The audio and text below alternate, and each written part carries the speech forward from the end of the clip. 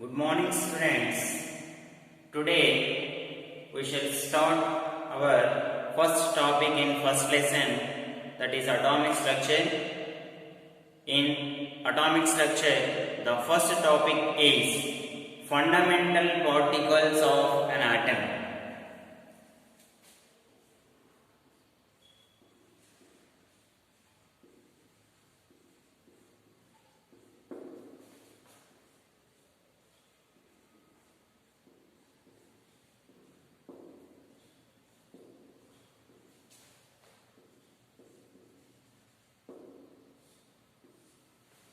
Fundamental particles of an atom. So what are the fundamental particles present in an atom? So the fundamental particles are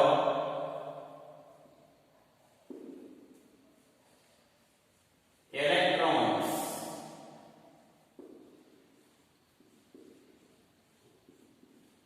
protons and neutrons. So the fundamental particles of an atom are electrons, protons and neutrons. Why these are only considered as fundamental particles? Why? Because means these are the main components of an atom. So due to main constituents of an atom, because there are main constituents of an atom. These are the main components, these are the main constituents, these are the major components of an atom. That's why these are the fundamental particles. Without this, we cannot explain about an atom. That's why they are considered as fundamentals.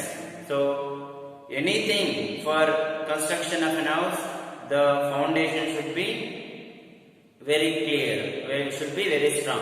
Like that, in order to study the structure of an atom, the fundamentals should be about the fundamentals we should have an idea. If we do not have an idea about that fundamental particles, we cannot understand or we cannot study about the atom or atomic models. That's why these are the main components of an atom. That's why these are called as fundamental particles. So among them, along with these electrons, protons and neutrons, there are some other particles.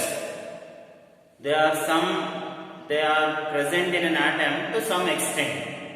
So they are not considered as fundamental particles, but they are present in an atom to some extent. They are positron,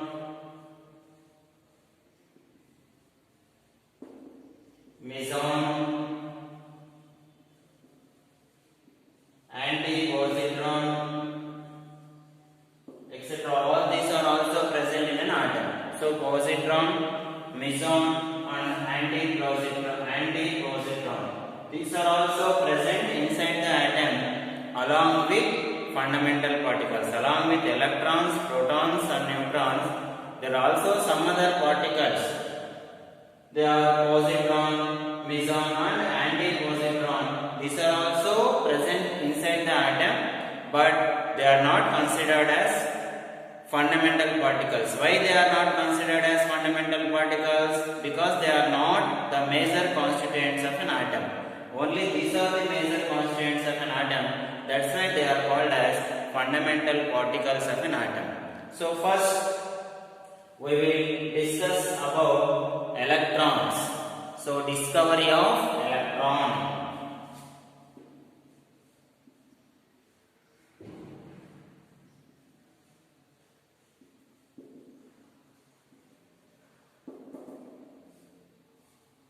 The discovery of electron was explained by using cathode ray discharge tube. So how electron was discovered? This was discovered by using an experiment called, what is the experiment? cathode ray discharge tube.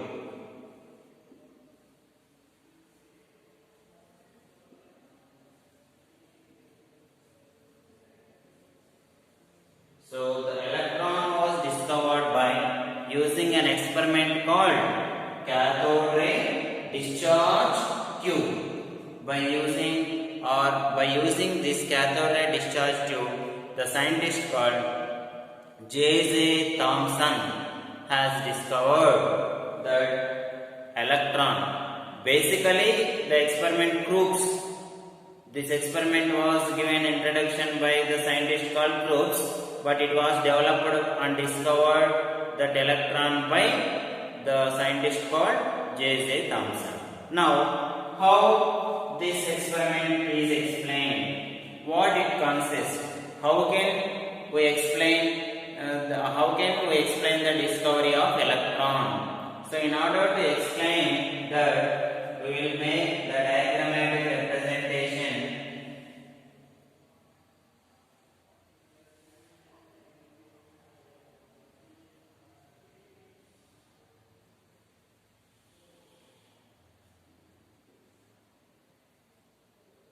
This is the discharge tube.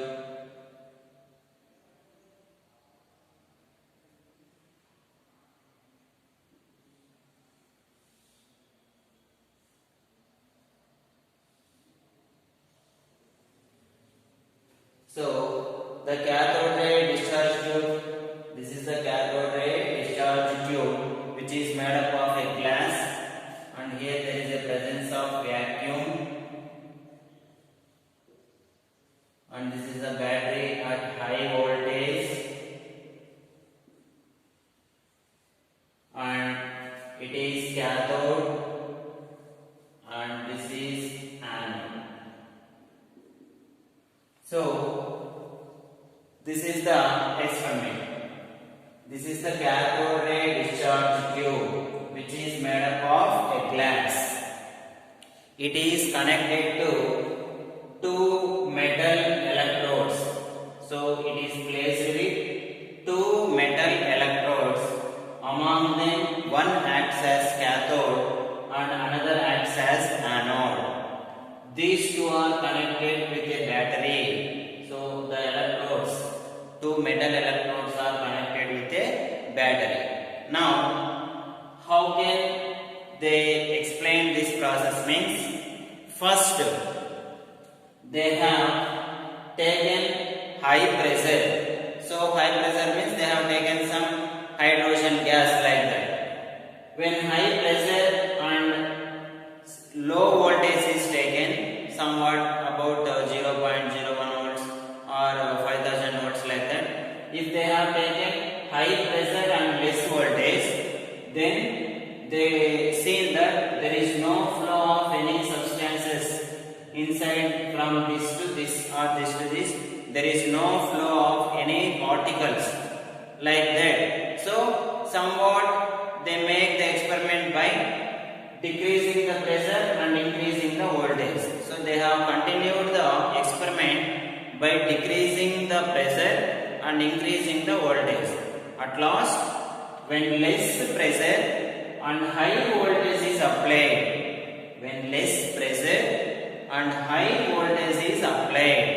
then what happened? Then some particles are moved from cathode to anode. Some particles are moved from cathode to anode. So, their particles cannot be seen, but their behavior can be seen. That is the main. So, some particles are moved like this.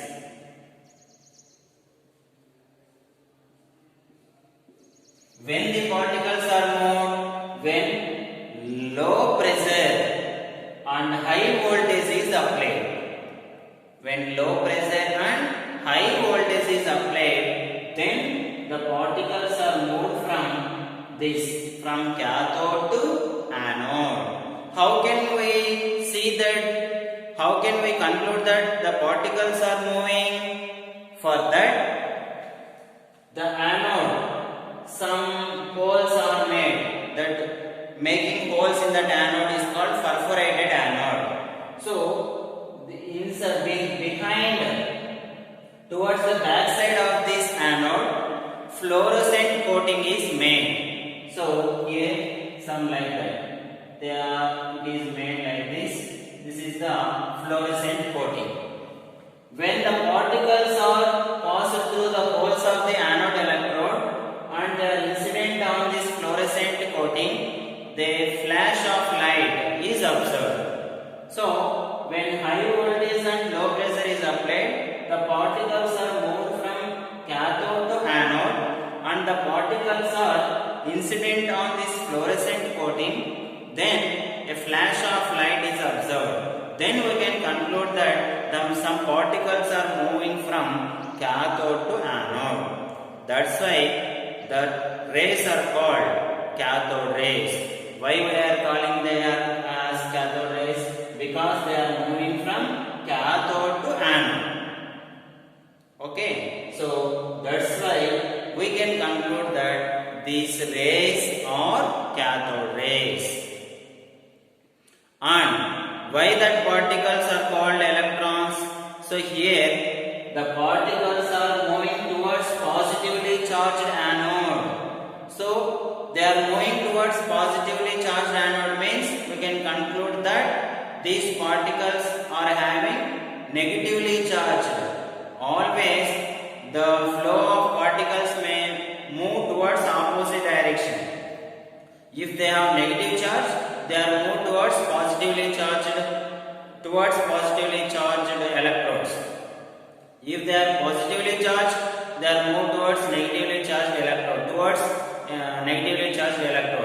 From which direction to which direction these particles are moving? They are moving from negatively cathode, negatively charged electrode is anode. They are moving from this cathode to anode. So we can conclude that the electrons are negatively charged particles and these are cathode rays. That are the main things. So after that we may come across some observations. What we have observed in this experiment. What we have observed in this experiment means first thing, what is the particles present in this cathode ray discharge tube are negatively charged particles. Okay, so the particles which are moving in this cathode ray discharge tube are negatively charged particles. So this is very important. Cathode rays. First one, cathode rays are which charged particles? Negatively charged particles. That is the first one. And again, these cathode rays are not visible. The particles are not visible, which I have told you already. The cathode rays are not visible, but their behavior can be noted. So the cathode rays are not visible, but their behavior can be noted with the help of this process of fluorescence. That is the second observation.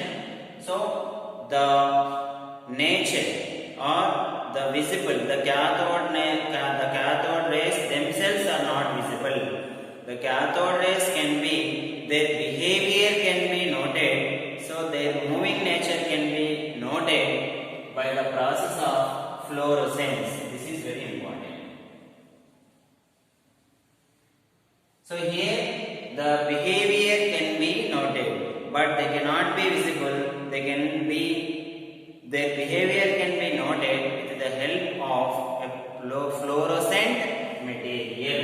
So we can write here fluorescent material.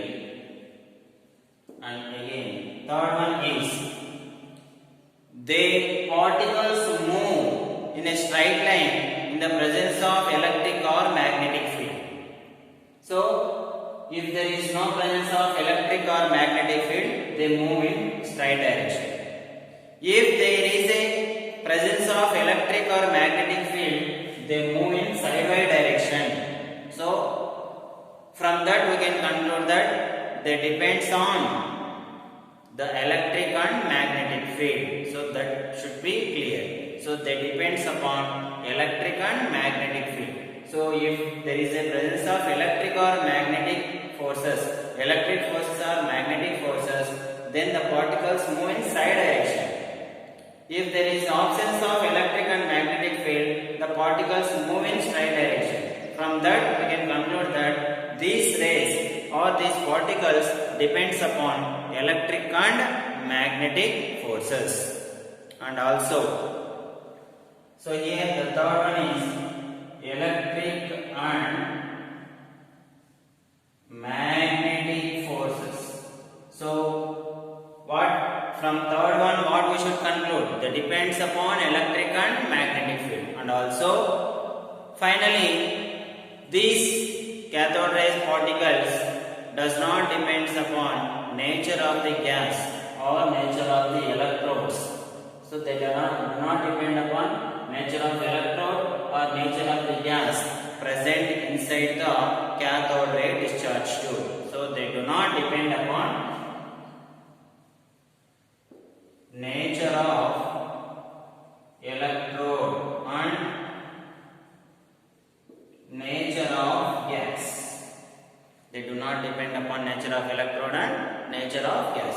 So these are the important observations we should make from this cathode ray discharge tube. From this we can conclude that electrons are which charged particles, whether they are positively charged or negatively charged, they are called negatively charged particles. Why? Because here the particles, cathode rays particles are moving from towards cathode, from anode to cathode to anode. Anode are positively charged. That's why we can conclude that the particles which are moving towards anode are negatively charged particles. That's why electrons are negatively charged particles. So this is all about discovery of electron by using cathode ray discharge tube.